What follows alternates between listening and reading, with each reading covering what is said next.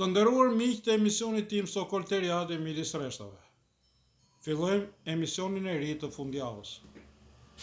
Tema që do të trajtojmë për sot për mendimin tim është shumë e rëndësishme, bile nga më të rëndësishmet e këtyre 30 vjetëve. Pavarësisht se unë e kam quajtur dryni, do shikojmë lidhjen që ka dryni me këtë temë. Bëhet fjalë për vjedhjen dhe masakrimin e pronave dhe të buxhetit të shtetit për këto 30 vjet nga pushtetarët e të gjitha krahëve.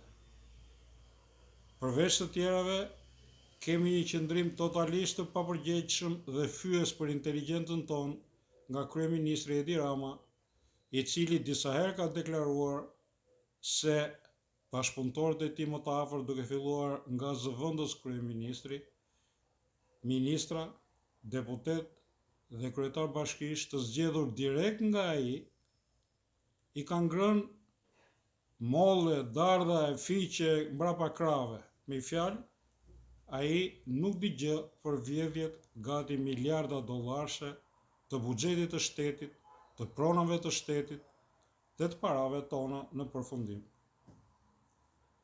Atëre, ç'lidhje ka bryli, ose me thënë, pse këto bryla në qeverisjen e vendit? Ç'lidhje kanë brylat që po japin njëri tjetrit në Kosovë, pikërisht për faktin sepse Albin Kurti deklaroi se do konfiskohen dhe sekuestrohen të gjitha pasuritë e pajustifikueshme. Pra, do shkojnë në buxhet të shtetit të gjitha vjedhjet që i kanë bërë Kosovës në këto 20 vjet. Le ta ndjekim edhe një herë deklaratën e tij, sepse këtë temë ne e trajtuam në emisionin e kaluar, për të kuptuar edhe një herë se përse për të 33-ën herë nuk votohet kryetare e kuvendit dhe kuvendi mbahet i bllokuar. Molli huj nuk boti joti, haram është. U po dojnë mazhet fukaros me shti durt, në hambarin e bujkut që ja kanë vra me bakti e me familje, ja kanë djek traktorin, ti po dojnë me shku mja marrë tokën tash me 300 euro arin aty. Falni hektarin, se arin 3 euro e kanë. Është pikërisht sepse hajnat e Kosovës, siç i quajnë ata, nuk duan të humbasin privilegjet, pronat dhe paratë që kanë vjedhur, dhe për këtë nuk e kanë problem fare mos konstituojnë parlamentin e tyre, pra mos zëm vendet dhe kariket në parlament me votat të cilat e ka kërkuar populli i Kosovës. Po ç'ndodh në Shqipëri? Bryli është akoma i fortë në Shqipëri, sepse në Shqipëri është bërë badërdia. Po ç'lidhje ka dryni me këtë çështje?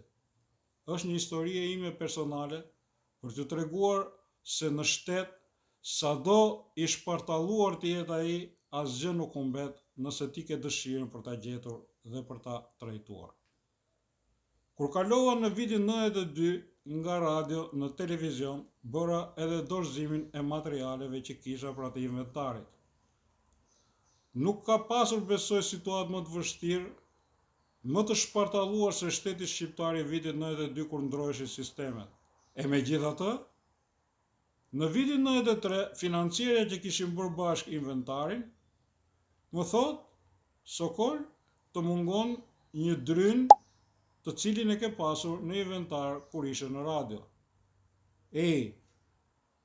Në vitin 92, 93, kur shteti dhe administrata shqiptare ishin totalisht të shpartalluara, një dryn i cili bënte vetëm 500 lekë të vjetra, dilte në letrat e inventareve.